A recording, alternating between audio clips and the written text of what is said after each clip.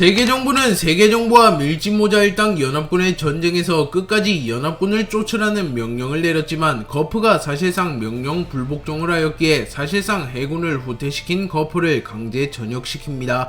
그리고 거프가 후샤마을로 향하자 곧바로 샴록, 갈링 2호를 보내어 거프를 제거하고자 하였고 결국 샴록의 활약에 힘입어 샴록은 거프와 보가드를 제거하는 데 성공하였고 이 과정에서 신의 기사단 부사령관 2호 역시 사망하게 됩니다. 하지만 루피, 드래곤, 샹크스가 후샤마을에 나타나며 샴록과 갈링은 큰 위기를 맞이하게 되었으나 이 역시 샴록의 계산 안에 있던 미래였고 샴록은 본격적으로 야망을 드러내며 루피를 자신의 장기말로 활용하며 루피를 각성시키며 루피가 이무의 진정한 적이 되도록 간접적으로 돕습니다. 그리고 루피는 샴록의 의도대로 정신적인 성장을 이뤄내며 더욱 강력한 전사로 발돋움하게 되었고 자신의 할아버지를 죽인 샴록에게 복수를 하려 합니다. 하지만 그 순간 섬 전체의 분위기가 서서히 변해갔고 루피, 샹크스, 드래곤, 샴록, 갈링은 동시에 하늘을 바라봅니다. 루피는 당황하는 표정을 짓고 있었으며 샹크스와 드래곤은 몸이 굳어 움직일 수조차 없었으며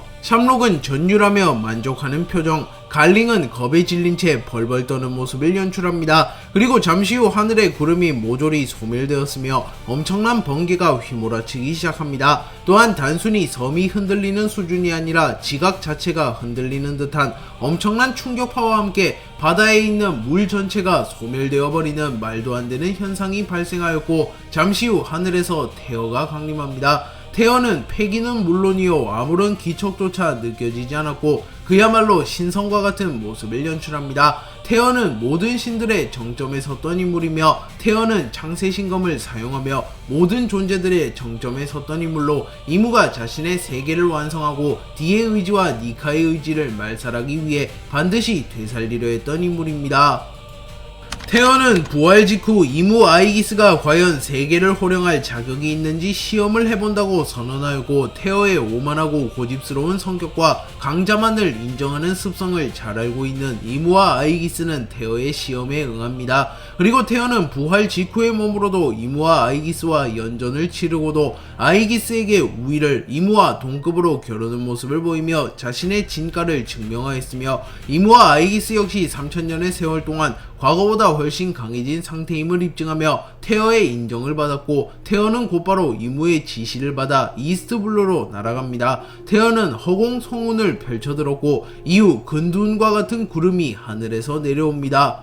그리고 태어는 허공 성운을 타고 매우 빠른 속도로 이스트블루로 날아갔고 아이기스는 이를 바라보며 허공성운 태고의 신이 고안해낸 신기로 샴록이 사용하는 기척을 숨기는 투구 퀴네와 비슷한 물건, 이 세계에서 가장 빠른 이동수단이자 가장 신성한 기운을 띤 신기라 언제 봐도 놀랍군요 라고 말합니다. 그리고 페르토는 이무님, 아직 밀짚모자는 극한의 영역에 도달하지 못했다만 기량적으로는 이미 조이보이를 능가했으며 니카와 근접해져 가고 있습니다. 만에 하나 부활 직후 몸 상태가 불안정한 태고의 신이 무너지기라도 한다면 이라고 물었고 아이기스는 밀짚모자 및 연합군 중 어느 하나도 극한의 영역에 진입하지 못했기에 사실상 태고의 신을 죽이는 것은 불가능할 것입니다.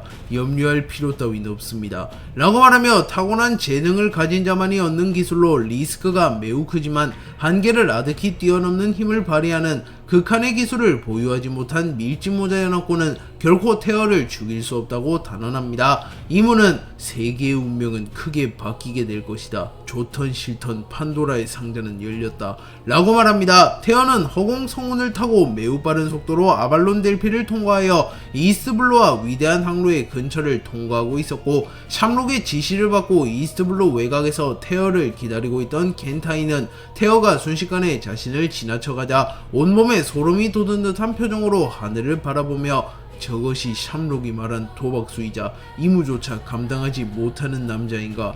과연 허세가 아니었군. 스쳐 지나가는 것만으로 온몸에 피가 얼어붙는 기분이다 라고 말한 뒤 침착함을 유지하며 샴록에게 무전을 통하여 태어가 이스트블루를 통과하여 후샤마을로 향하고 있다는 소식을 전해주었습니다.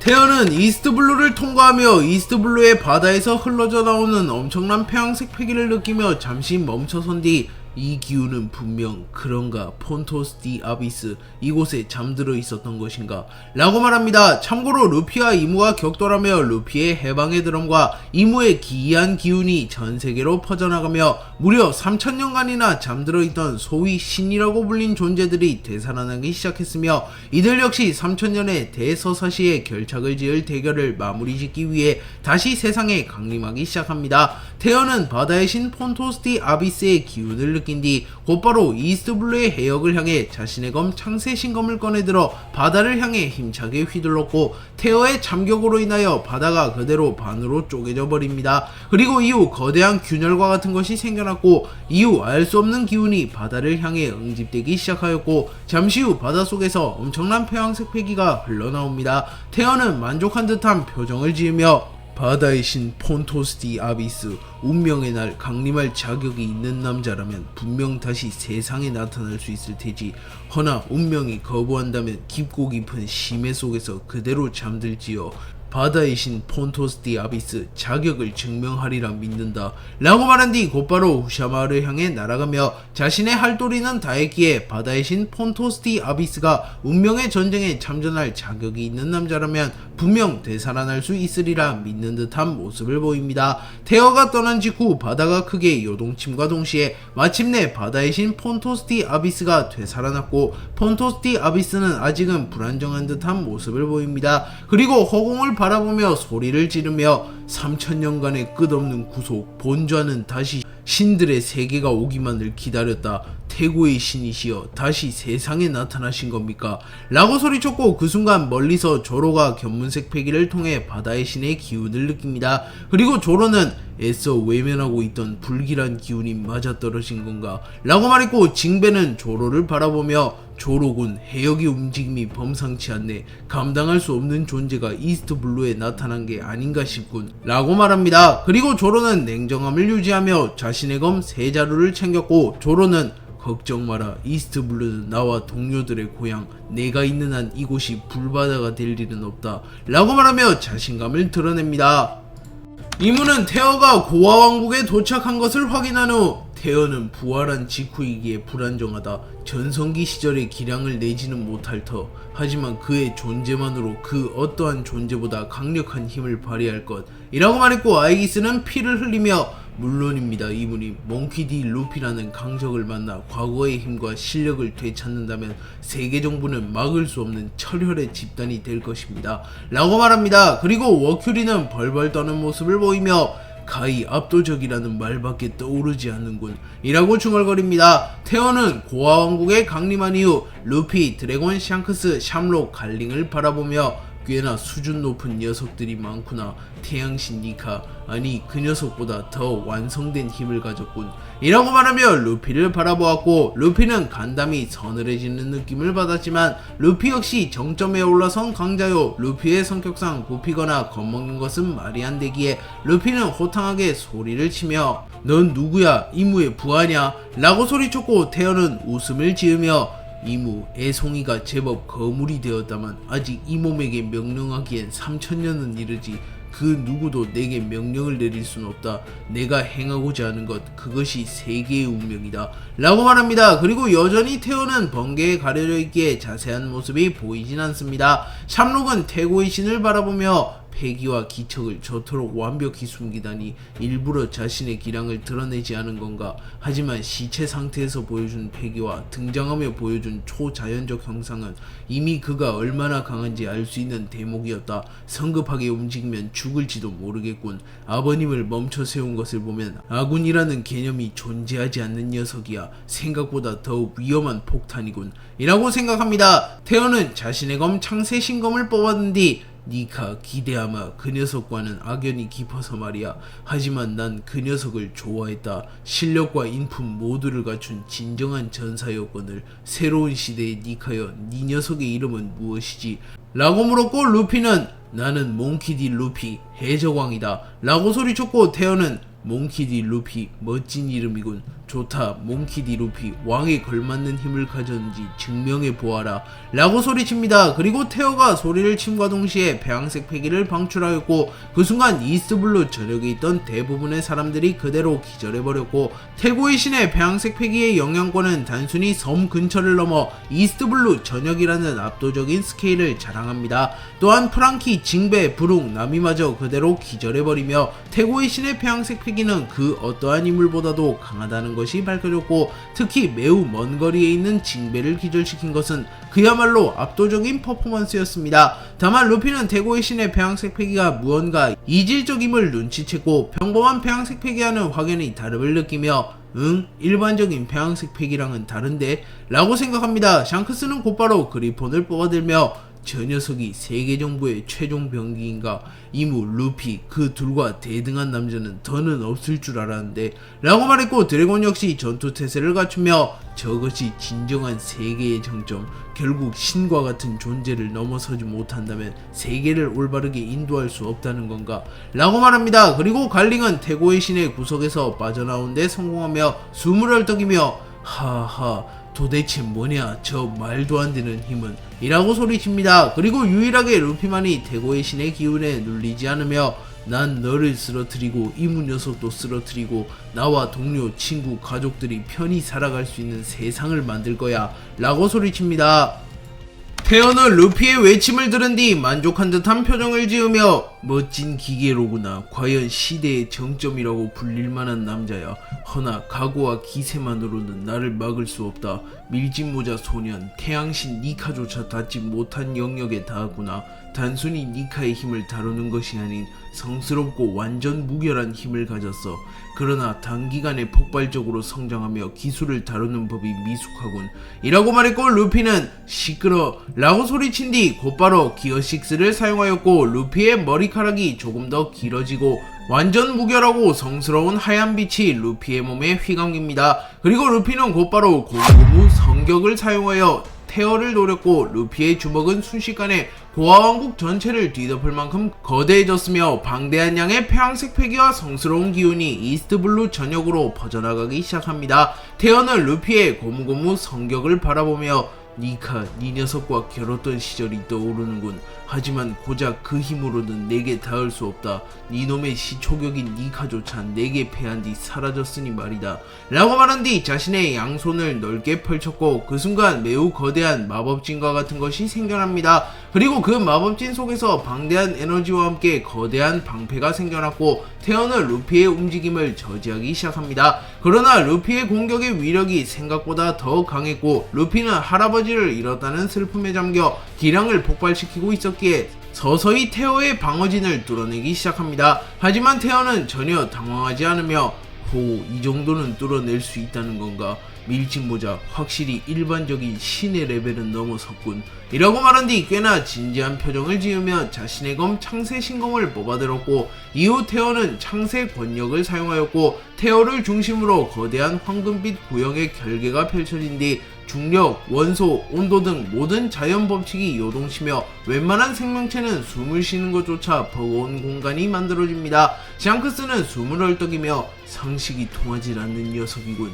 이 정도 기량이면 냉정하게 이무조차 초월한 걸지도 모르겠군 이라고 소리쳤고 드래곤은 가슴을 부여잡은 채 가히 압도적이라는 말밖에 나오질 않는군. 허나 루피는 언제나 불가능을 가능케 만든 해방의 점사. 나는 아니 우리는 저 남자를 넘어설 수 있다 라고 말하며 각오를 다집니다. 루피는 테어가 창세 권력을 사용하여 자신의 움직임을 막아서려 하지만 기세를 꺾지 않으며 계속하여 주먹을 앞으로 정진하며 고무고무 성격을 사용하여 테어를 공격하려 합니다. 그리고 루피의 주먹이 테어에게 닿기 직전 테어는 자신의 주먹에 폐왕색 패기를 휘감은 뒤 자신의 주먹을 매우 거대하게 만들어 루피의 주먹과 엇비슷한 크기로 바꾼 뒤 루피를 향해 주먹을 뻗었고 루피와 테어의 주먹이 충돌하려 합니다. 그리고 두 캐릭터의 폐왕색 패기가 워낙 강했기에 주먹이 충돌하기 직전 닿지 않으며 폐왕색의 충돌이 이어졌고 테어와 루피의 폐왕색 패기가 충돌하며 결국 후샤 마을이 완전히 수장되어 버립니다. 또한 테어의 폐왕색 패기가 서서히 루피의 폐왕색 패기를 압도하며 결국 루피는 주먹이 터지는 충격을 입으며 멀리 날아가 그대로 산 중턱에 처박혀 버렸고, 루피는 충격을 입은 듯한 표정으로 하늘을 바라봅니다. 루피는 산중턱에 처박혔지만 좌절하지 않고 바닥을 곰으로 변환시킨 뒤 자신의 몸을 공중으로 튕구며 순식간에 다시 전장으로 복귀하였고, 테어는 루피를 보며 역시 그 힘 범상치 않구나. 애송이 주제에 벌써 그렇게 강력한 힘을 얻었다니 라고 말했고, 루피는 하하 시끄러, 넌 또 어디서 나타난 놈이야. 세계 정부에는 정말 강적이 끊임없이 쏟아지잖아 라고 말하며 조금은 질린다는 듯한 표정을 짓습니다. 테어는 루피를 바라보며 과거 3000년 전 자신과 겨뤘던 태양신 니카를 떠올리며 당시 세상은 감당할 수 없는 힘을 가진 강자들이 범람하며 가장 혼란스러운 시기를 맞이했었다. 악마의 열매, 신의 병기, 원피스 등으로 불리우는 초자연적인 힘들 역시 그 당시 탄생했었지. 그 혼란스러운 시기를 우린 태고의 시대라고 불렀고 스스로를 신이라고 부르며 세상의 정점에 서기 위해 경쟁해왔다. 그 당시 정점에 섰던 인물은 단연코 나 테어, 그리고 나에게 유일하게 위협이 되었던 존재가 바로 태양신 니카다. 그는 세상에서 가장 우수한 능력을 사용했지만 압도적인 패기와 기상천외한 능력을 바탕으로 소위 신이라고 불리는 이들 중에서도 정점에 설 수 있었다. 또한 놈이 지닌 가장 무서운 무기는 압도적인 힘이 아니었다. 니카가 가진 가장 강력한 무기는 이 세상 모두를 매료시키고 자신을 따르게 만드는 힘. 그래, 세상은 그 힘을 타고난 자를 왕의 자질을 가진 사람이라고 부르며 폐왕색 패기를 가진 인물이라고 칭송하곤 하지. 니카는 폐왕색 패기를 소유하며 왕이라고 불리기에 가장 적합한 인물이었다. 밀짚모자, 너는 니카와 너무나도 닮았군 이라고 말하며 루피를 보며 태양신 니카를 떠올리며, 루피와 니카가 가진 가장 강력한 힘은 다름 아닌 사람을 매료시키고 자신을 따르게 만드는 힘이라고 말합니다. 하지만 정작 당사자인 루피는 별 생각이 없었고, 루피는 주먹을 치켜 세우며 테어를 노려봤고, 샹크스는 역시 루피의 타고난 힘은 흉내조차 낼 수 없는 힘이었던 건가? 단순히 약하고 강하고 그런 부류가 아니야. 루피야말로 진정 이 세상을 구원해낼 해방의 전사다 라고 말합니다. 테어는 루피를 한 차례 칭찬해준 뒤 루피에게 천천히 다가가며, 허나 가장 강력한 힘을 가졌다고 한들 압도적인 격차 앞에서는 모든 것이 무용지물일 뿐이네. 니카도 결국 대부분의 신을 이끌고 내게 덤볐지만 결국 나라는 벽을 넘지 못하고 사망했었지. 밀짚모자, 자신 있나?